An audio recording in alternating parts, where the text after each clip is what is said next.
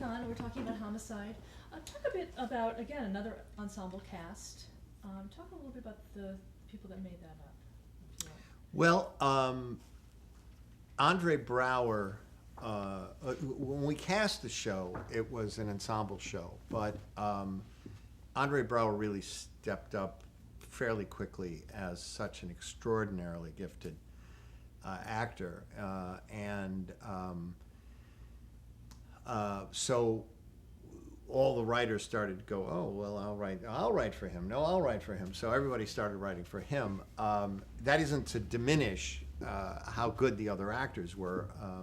Melissa Leo and Ned Beatty, Kyle Secor, Richard Belzer, Yaphet, Clark Johnson. I mean, it was a great cast, and they were each very different from each other. They were also, given that it was television,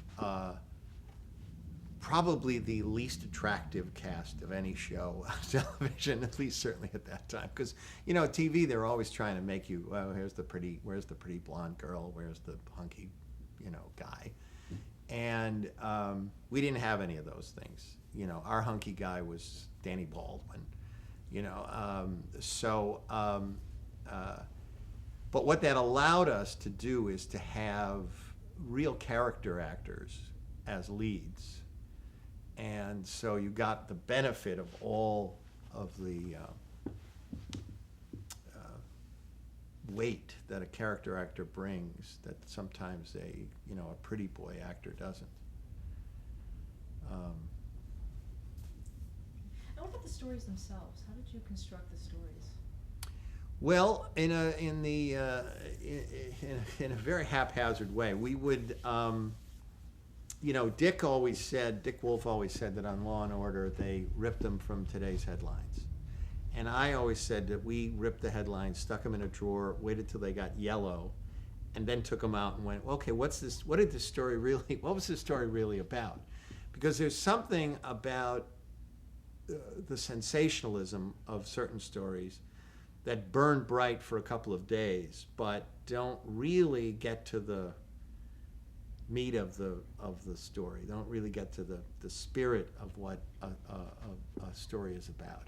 So if you take a story and you wait a year to tell it, you actually have more information and can tell it, I think, more fully than if you just go, oh, this happened yesterday, let's write an episode about that.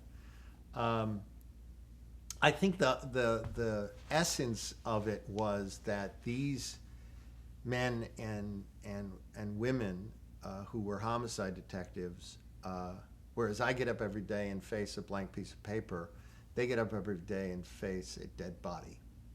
And what is the long-term effect, emotionally, physically, spiritually, on each of them facing that dead body every day? That's what the show, I think, was really about. And so the stories that we chose were chosen to feed into that ongoing, I was going to say progression, but I'm not sure it's a progression, that ongoing development of each character. And so, some of the stories were funny because we felt that there needed to be humor in the show.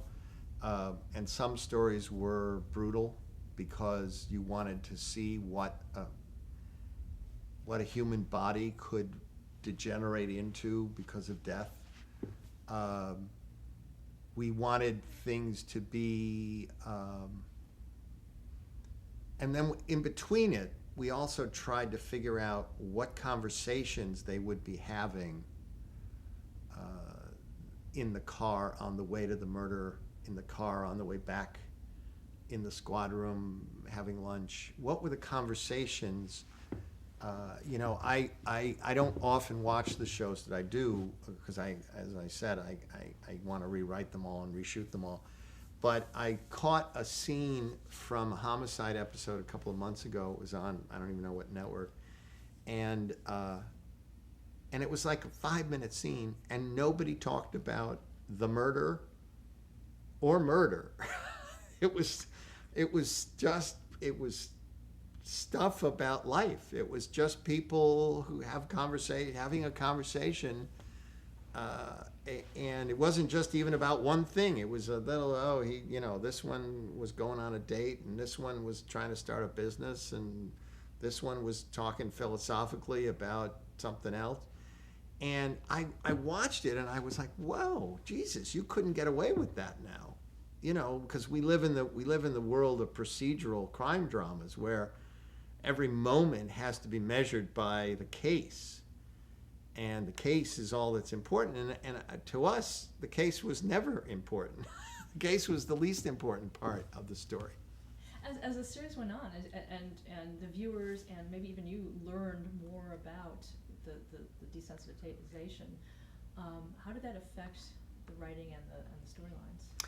Well, one of the things we decided early on was that in the first episode, Pembleton is this hardcore, I can get anybody to confess in the interrogation room. And I don't care if I have to bend the rules, and I don't care about their rights.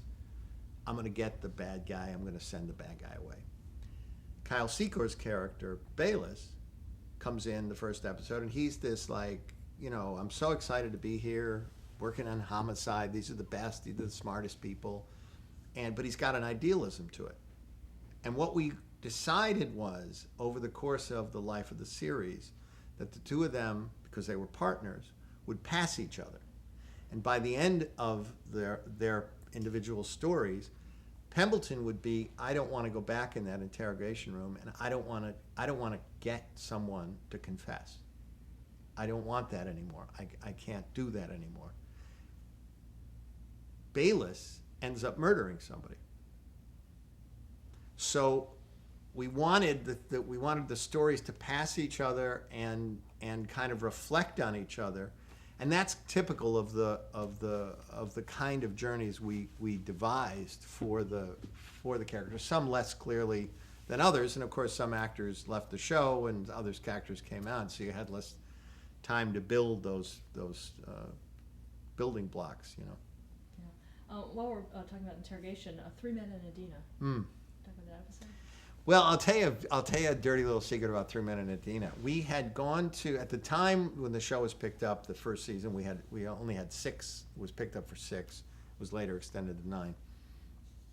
And we were going to Baltimore, and up to that point, they had shot in Baltimore Barry's movies, John Waters' movies, and TV commercials. And I was terrified going down there that this was going to be the most expensive failure in the history of television. And Barry also wanted only feature directors to direct the episodes. So I'm like, oh, great. Now I'm in a place that never made a television show, and I'm going to have feature guys who are going to be going, oh, no, we got to wait for the light and, all that feature-y, stuff. So I was terrified that we were going to be incredibly over budget. And I said, well, wait a minute. Let me write an episode that's like a Playhouse 90. Now, Playhouse 90 was an old anthology series in the 50s from when I was a kid. And they would do 1 set, 2 sets. They would do an hour drama, and it would be 3 actors and 2 sets. It would cost them $1 to make the show. So I went, okay, after the 5 episodes, if we're incredibly over budget, it'll be 3 actors and 1 set. And we have the set, and we have 2 of the actors. We just have to hire 1 actor. This is like going to save money. So I wrote the episode, and I had been reading various interrogations techniques, actual like transcripts of interrogations.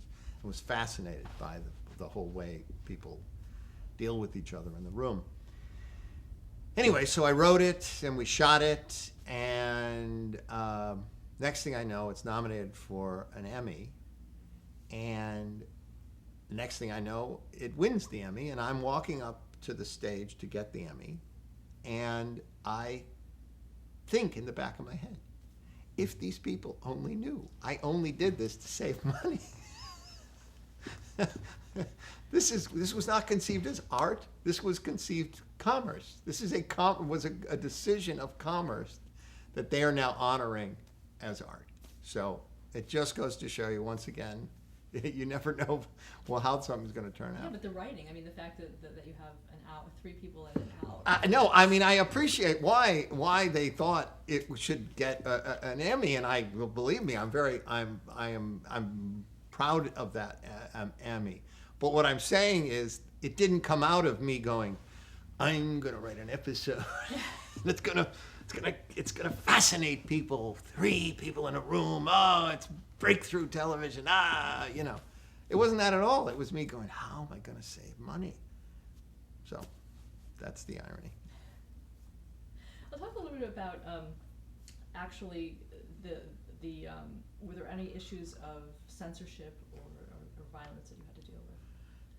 Every series I've done has had issues of censorship, needless to say.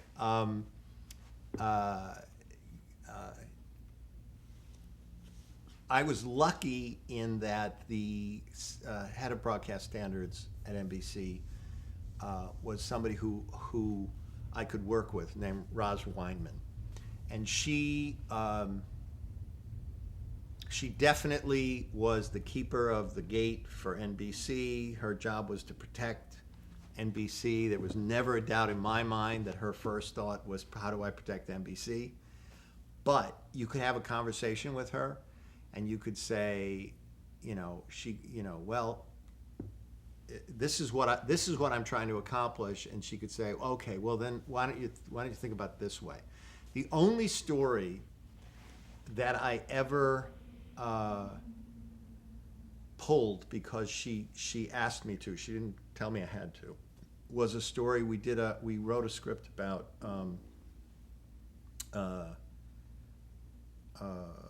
audio erotica asphyxia, where teenagers hang themselves in the last minute to have an erection, and at the last minute they release themselves and they're right, and a lot of kids die as a result of this. I thought it was fascinating because it's something I never thought of. So I was like, wow, that's so crazy. But anyway, she said to me, this is,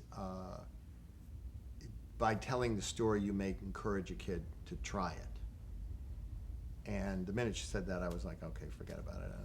I don't want to have some kid die because he saw something on a TV show that was like, well, I could try that, So she, but like I said, she just asked me. She did not demand it, and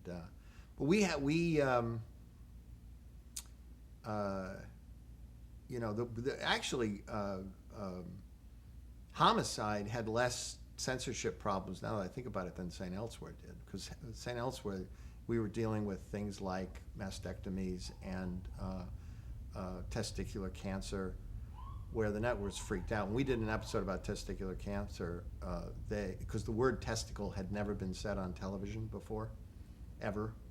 In any form, you couldn't use the euphemism, you couldn't say the word testicle, and we were doing testicular cancer, and we were like, well, how does the doctor give the diagnosis if he can't say testicle? What's he gonna do, just go, down there, no, lower, no, there, stop. So Bruce really went to bat and fought for that one, and but anyway, I don't really know if you're doing the show right if you're not getting in trouble with the censors. I think you have an obligation to get in trouble with the censors. We haven't really talked about your collaboration with Barry Levinson on this. How did you two work together? Well, what was great about Homicide is Barry really set the bar for the show, and I was, but he was very open. He set the visual bar for the show, but he was very open to the narrative. Me developing the narrative style, and so we worked together great. We've been business partners for 16 years or something, so something must work. I don't know. In terms of marrying that visual style with the narrative style, did you have to do anything within the way you wrote to fit that was different for you?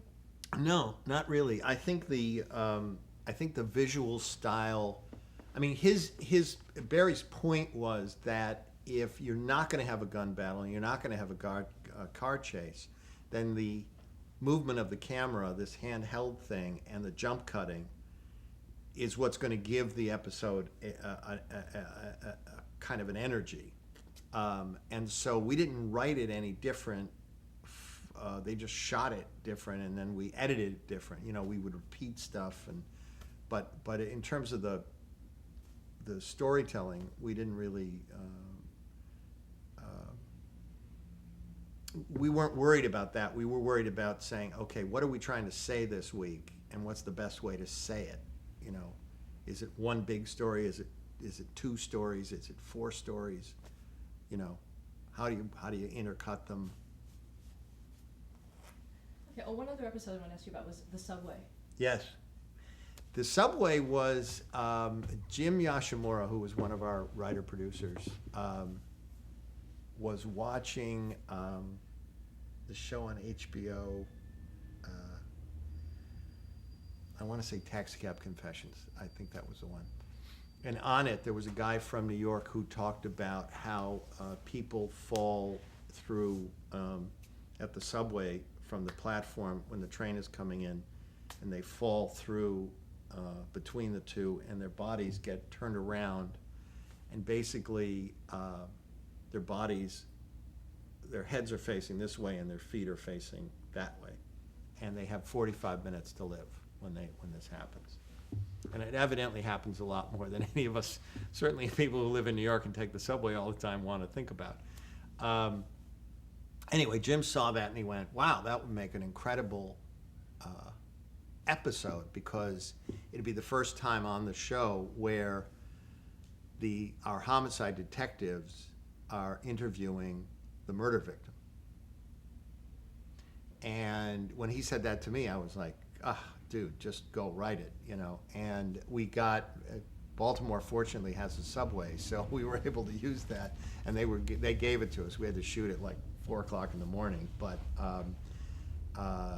that's one of my favorite episodes, just because.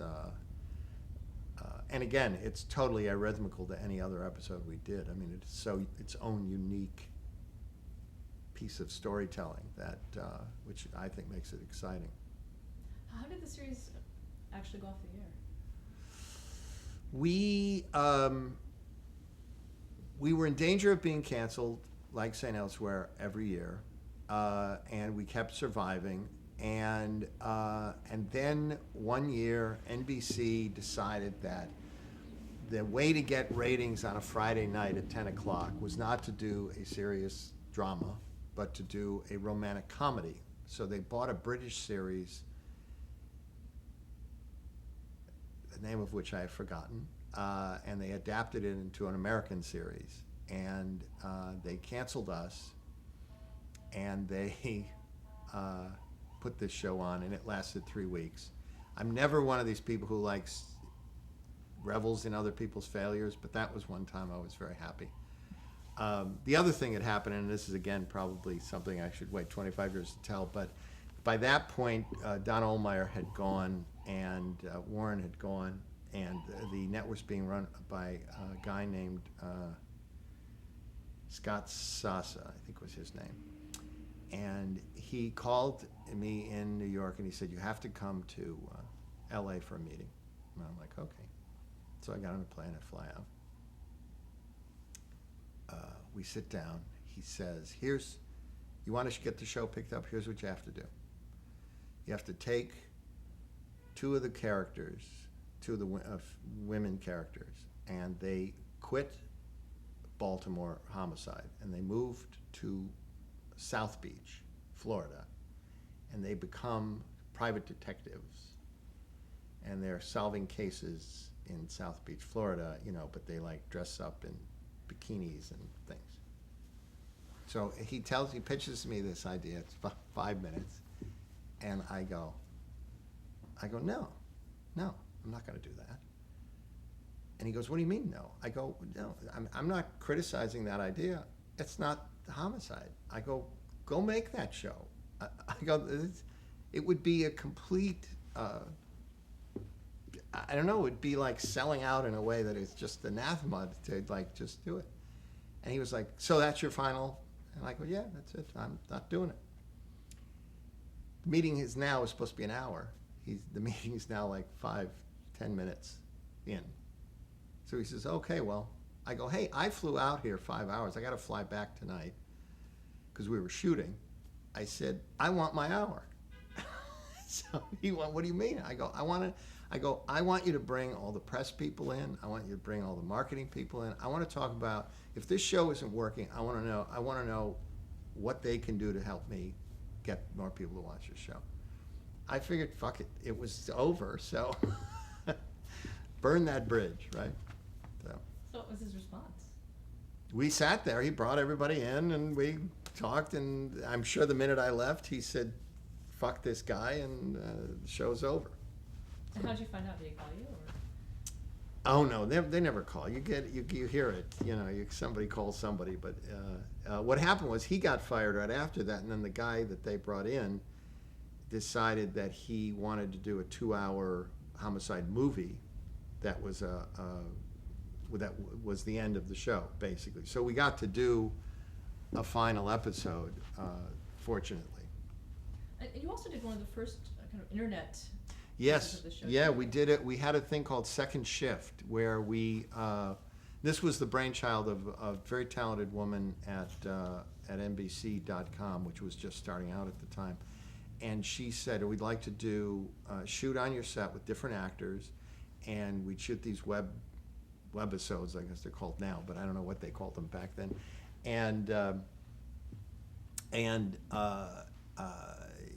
These people are the other shift. And so I just thought that was like the coolest idea I'd ever heard.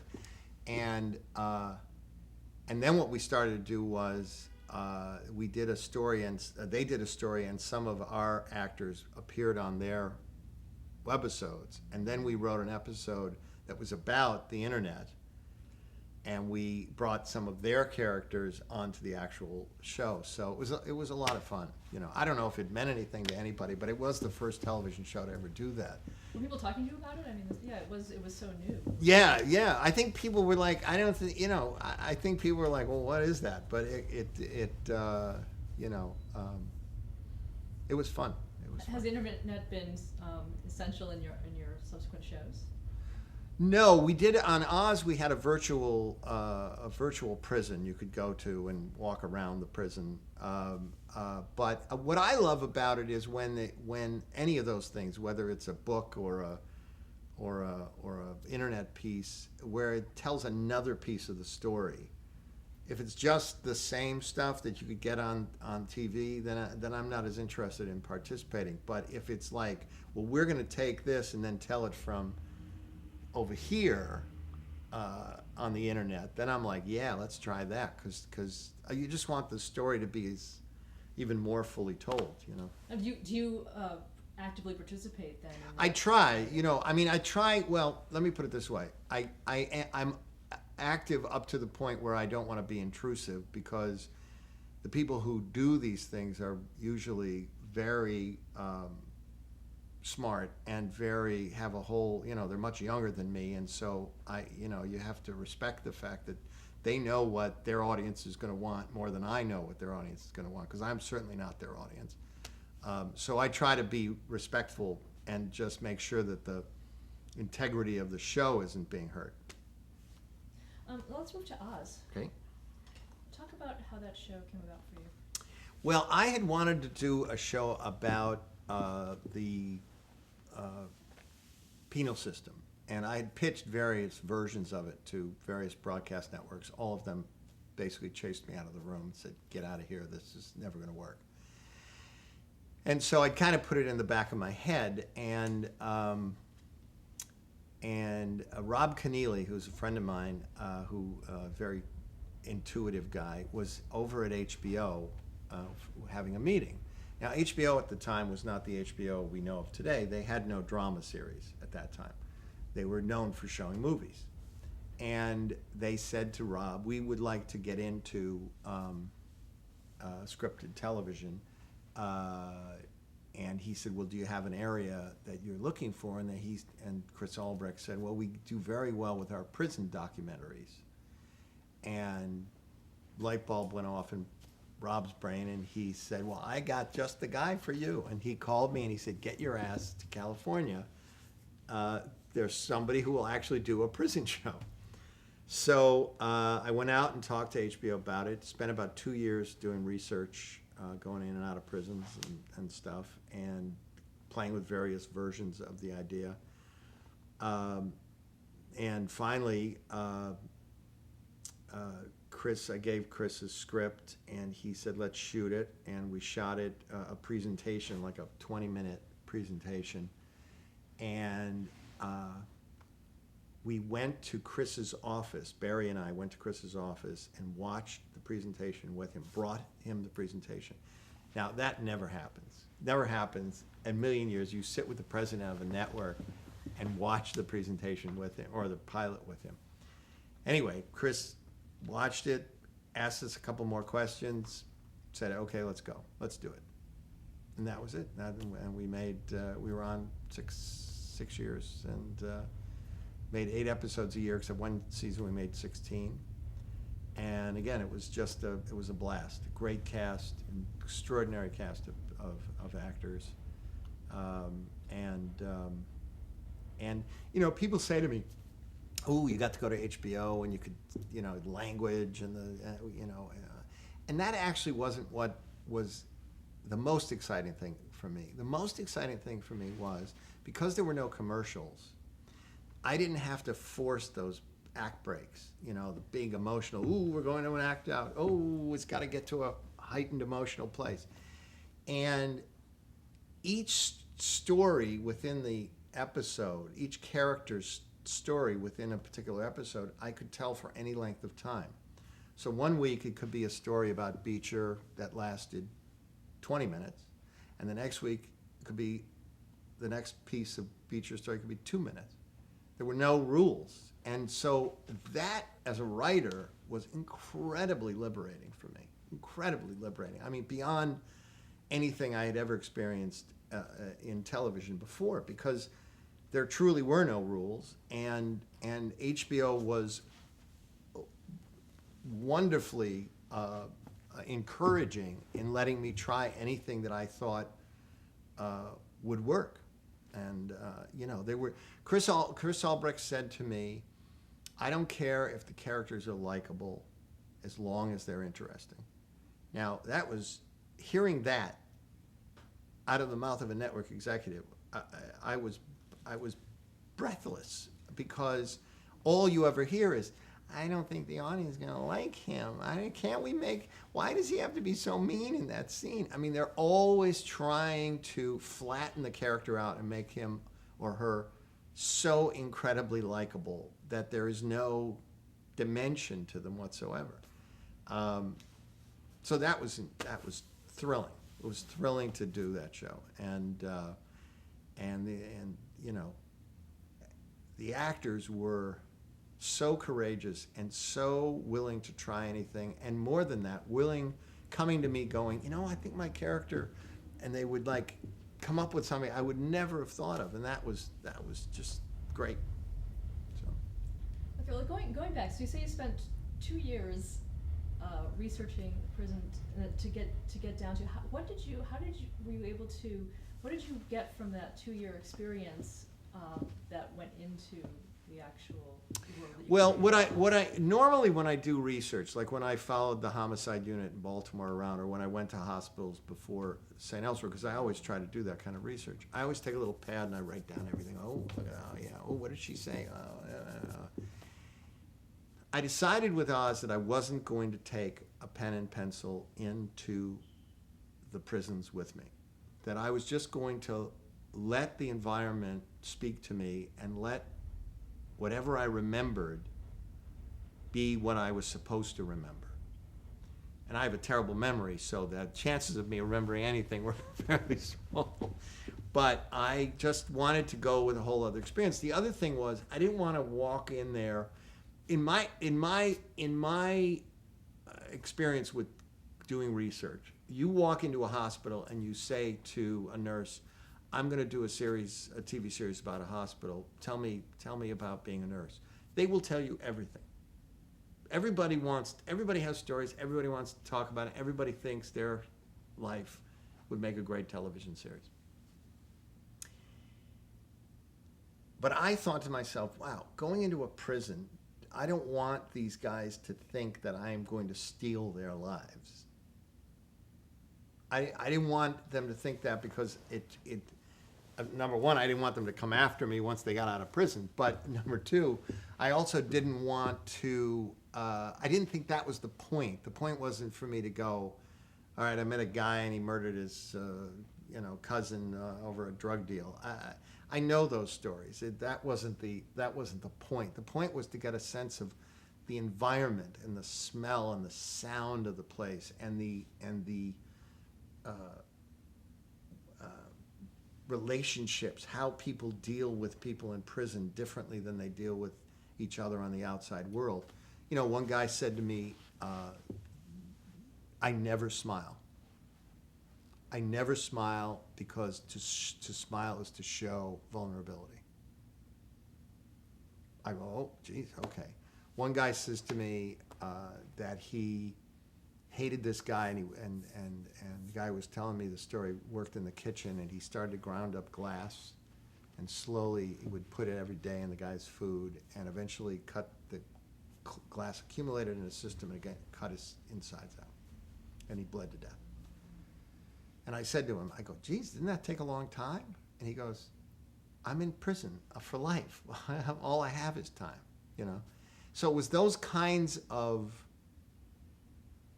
attitudes and, you know what I mean, that you don't think about out here, that is unique to being in a prison, that I was really looking for. It wasn't the specifics of, some guy's life. It was the overall, what is the environment.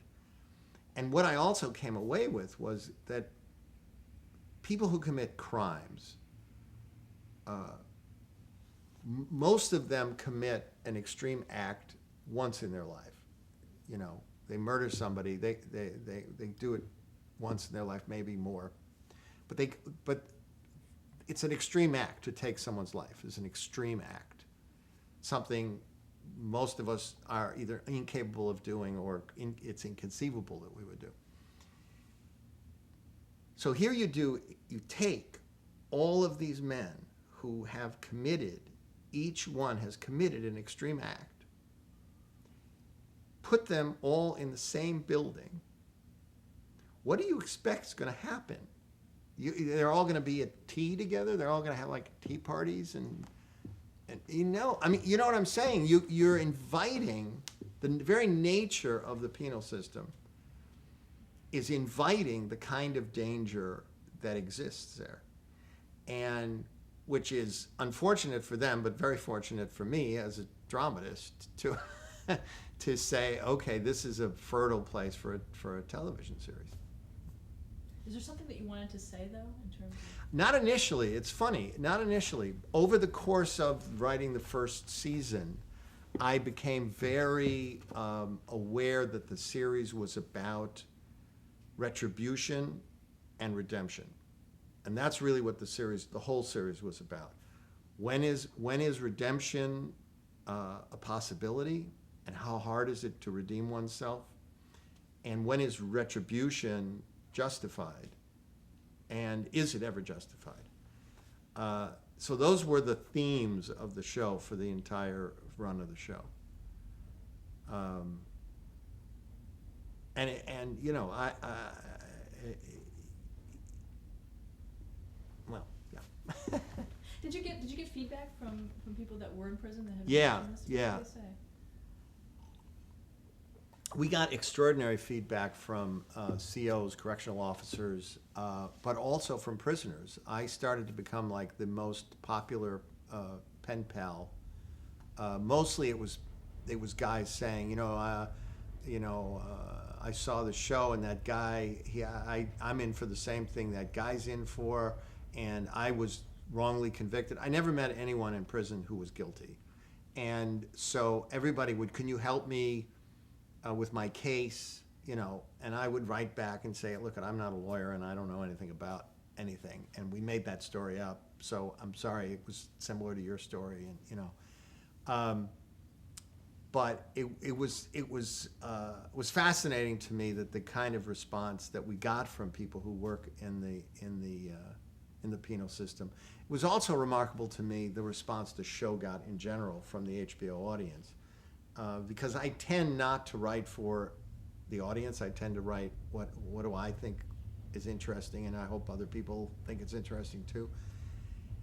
And the diversity in the audience, of the HBO audience, black, white, male, female, young, old, it had a very wide audience, which surprised me, to be perfectly honest, because I thought, oh, you know, I don't actually know who's going to watch this. But it did very well for them, and it did very well for them in with a lot of different groups. Yeah, it was so intense. Well, yeah, you know, and you think, I don't know if I don't know how many people want to be. I know how hard it was to write it, and I know how hard it was for the actors to do some of it, but I don't know, you know, you say, wow, that somebody actually is really watching the show. That's amazing. How did you come up with the title Oz? Well, it's the name of part of the reason I wanted to do the series is because when I was a kid, Attica, the riots happened in Attica, which is not that far from Buffalo, and it always bothered me, Attica. First, why were they rioting, and then why was the response from the state government so brutal? You know, the whole thing I just thought it was very troubling to me at the time. I don't know how old I was, probably 16 or 17.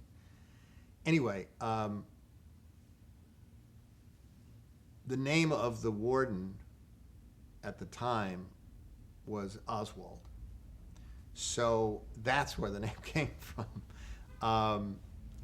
It wasn't, I mean, the Oz, Wizard of Oz part of it was only kind of as a joke off of the Oswald, you know, it's what was called Oswald Penitentiary. So that's where the title came from. Yeah, but then you extended it to the Emerald City. Yeah, no, then I did, you know, but I actually kind of, other than Emerald City, I kind of abandoned the whole. I suddenly didn't want it to be like, oh, and he's like Dorothy, and these are like munchkins. I mean, then it would have gotten like really horrible. But I'll show you the tattoo. Wow, you really are. Yeah. What happened was I decided the opening credits would have this somebody getting a prison tattoo, and so we set it all up. We got this former convict to come, and everybody was like, "Who's going to get it?" I was like, "I don't know. Somebody will get it." Of course, nobody was going to get it.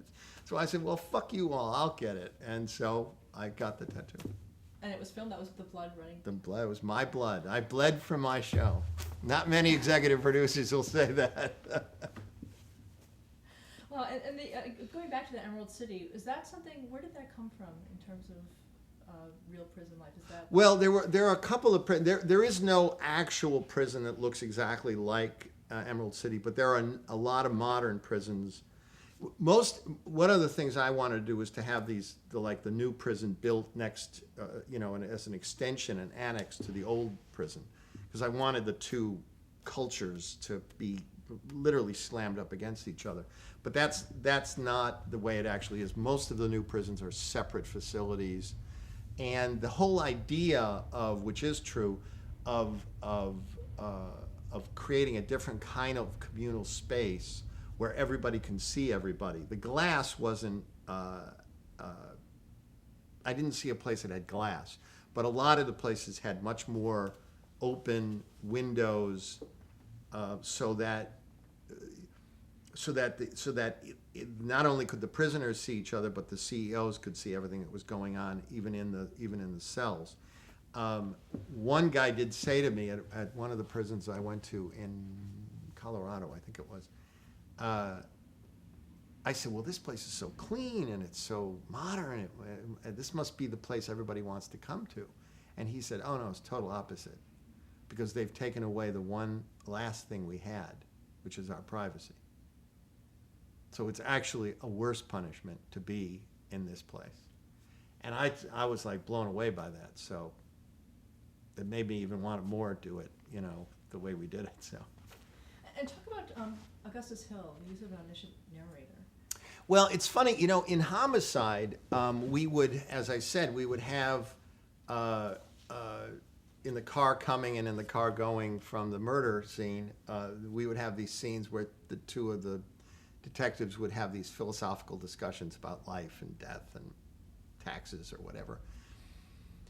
What I realized that in prison, after doing the research, is there isn't that kind of intimacy because it's dangerous to be that intimate with somebody.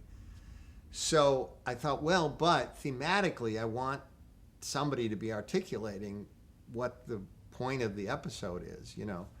And I thought about the old Greek chorus, you know, and I thought, oh, well, that might be a kind of interesting thing. Have a bunch of the prisoners, you know, talking in unison or something, and then that stopped being such a good idea. And then I thought, why don't I just have one guy? And the reason I put him in a wheelchair is I wanted him to not only I wanted him either to be Latino or African American, so that his experience, his struggle was unique to his. In other words, because most HBO subscribers at the time were white, I wanted them to be hearing it from somebody that they weren't used to getting the story from. But then I put him in the wheelchair because I thought, well, okay, if he's just African American or if he's just Latino, that struggle is only so far. But to be a minority and to be disabled means you've had to face multiple kind of moments of reflection. So I thought it made him a character that would be reflective, if you know what I mean, and set him apart from everybody else on the show. And how in the last season, why did you go to multiple? Well, Harold, all the actors started getting other jobs, and as my mentor Bruce Peltro taught me, you let people go if they get a better job. He got a job on Matrix 3 or 9 or whatever, some Matrix now, and where they were shooting in Australia. So it wasn't like he was next door and he could shoot a little of our stuff and shoot a little of their stuff.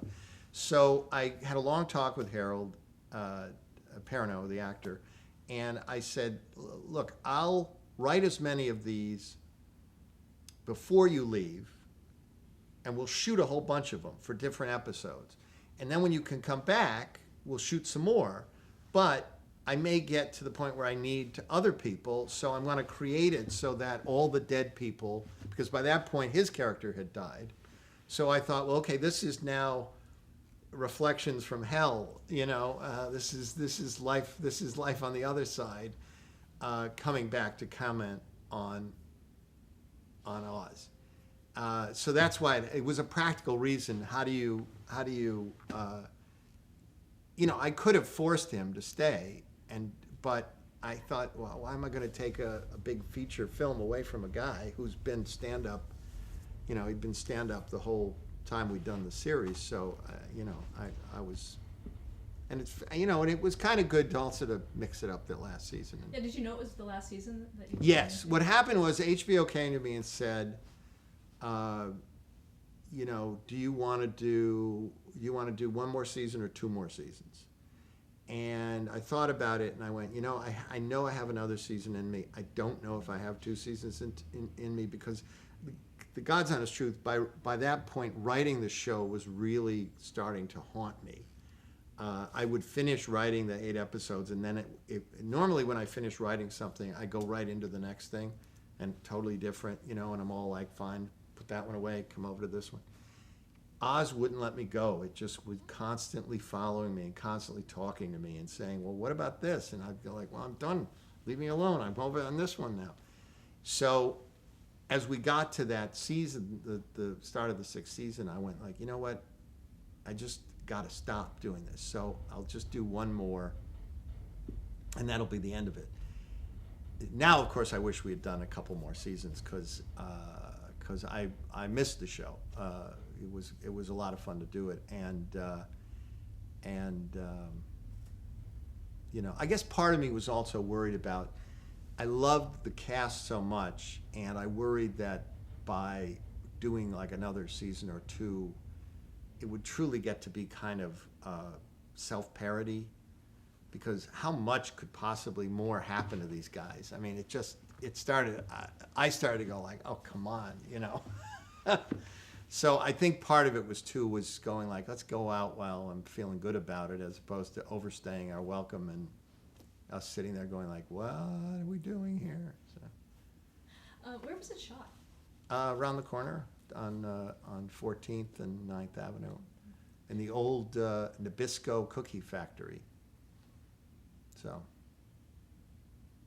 Did it feel like a prison on the set? Yeah, when you walked on that set, and we would shoot, 10, 12 hours.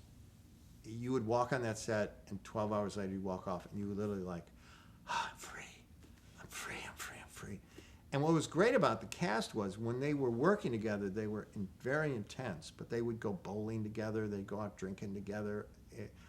Even like people who on the show were supposedly hating each other were very close friends off stage. So I think they all wanted that kind of like, let's just go somewhere now and put all that behind us, Yeah, talk about the cast and how they handled the series like that, because it was so intense and so visceral.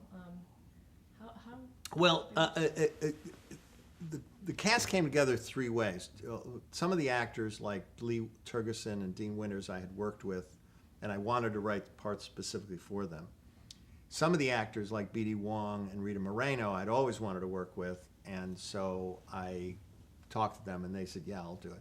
And then some of the actors, like Eamon Walker and Adewale, I'd never seen before, and Alexa Fogel, our casting director, brought them in, and they just, kicked ass. And so what I would try to do was to, in designing the character, I would say, what's the stereotype? We're going to start with the stereotype so that the audience feels like comfortable with their reinforcement of our stereotype. And then let's take the stereotype and strip the stereotype away and make the audience go, well, wait a minute, now I like this guy, but I already made up my mind that I didn't like the guy.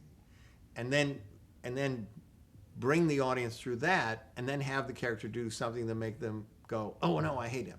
No, I was right to hate him. So that was the kind of way that I did it, but the actors really were, as I said before, they were so courageous and so willing to try anything and so willing to contribute things. Rita, who was playing a nun, said to me, wouldn't it be interesting if I get like a crush on one of the prisoners?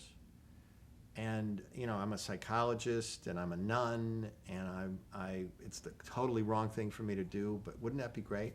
And I said to her, yeah, that's a great idea. And that was like the first season, and I think she thought I blew her off and was just going, yeah, whatever. But I was looking for the right actor, and when Maloney came around, I went, well, that's the actor that's got to do this scene with these scenes with Rita. So yeah. Now, did you, when you were initially creating the series and coming up with these characters, did you see their arcs as they went along, or did you learn about their characters as you were writing? It depended on the character. With Beecher, I always had a pretty clear idea of what he would go through over the course of the series. And O'Reilly also had a fairly clear sense. Saeed, I had a fairly clear sense. But like Harold's character, I didn't really, Augustus Hill, I didn't really have a clear idea of where he was going. And Alvarez, Kirk Casaveto's character, I didn't have a clear idea where he was going. So a lot of it was just, getting to know the actor and figuring out where we could take the character. Did any of them surprise you, or they finally ended up? Constantly, all of them, always. They never stopped surprising me. They would do things, they would just try things, and I would go, man, that's just amazing, you know. Yeah, it was a lot of fun, Now talk about the cable television experience. You had no censorship issues per se. How Right. did you deal with that? Was it liberating, or was It was liberating, but you know what? I suddenly became incredibly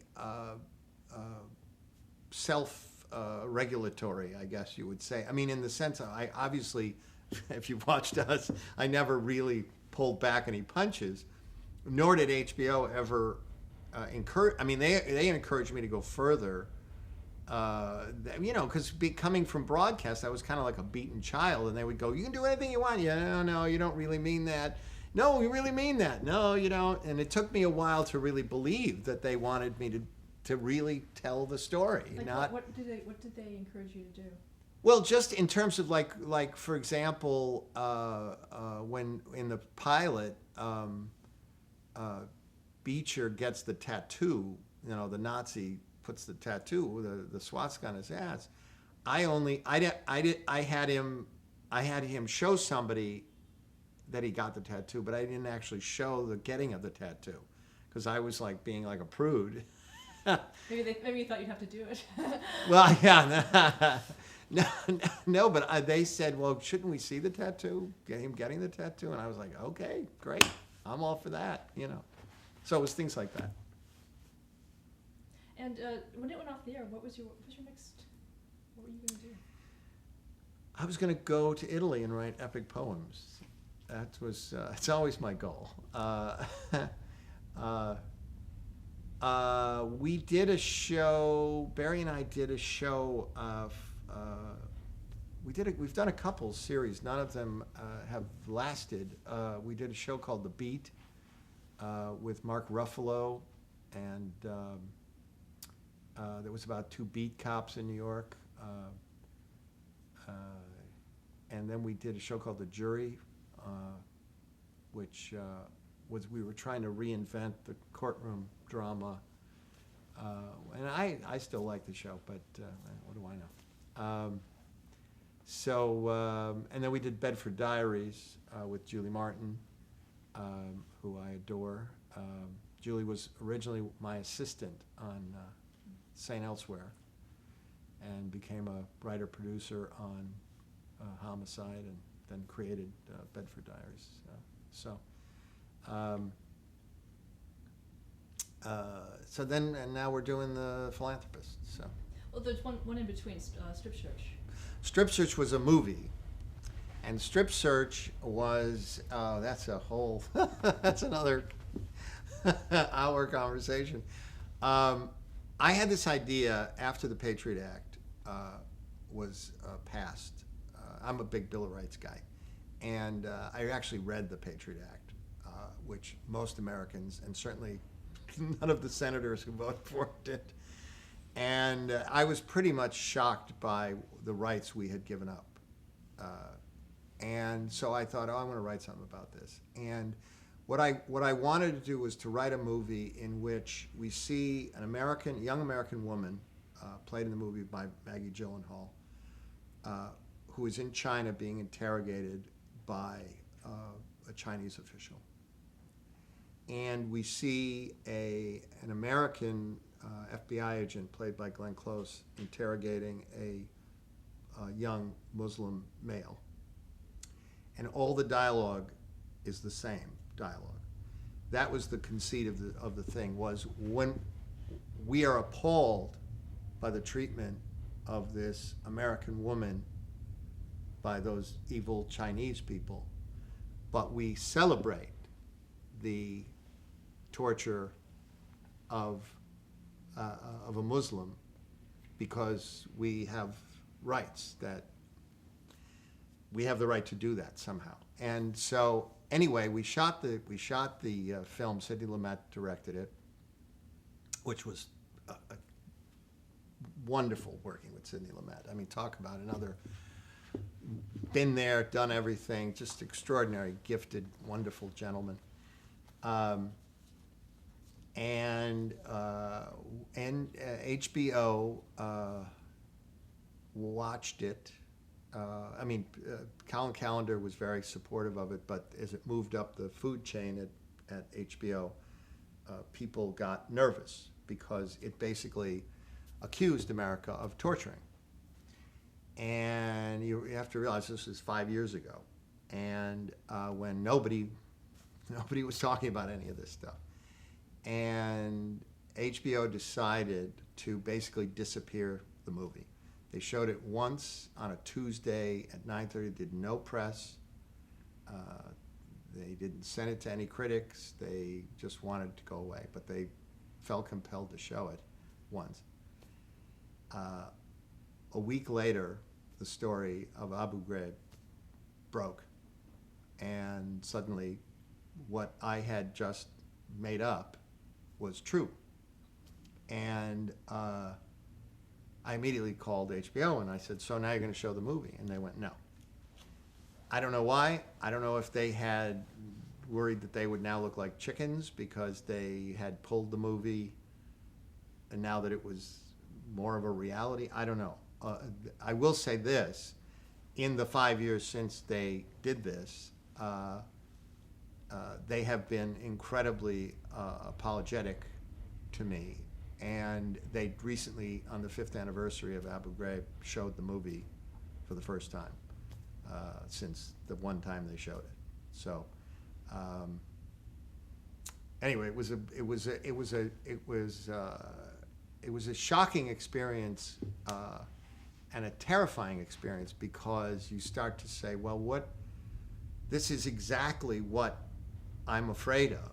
Which is that America, the America that I love and the America that I respect, is going to give it all away out of fear. And nothing good comes from fear. Nothing ever good comes from fear.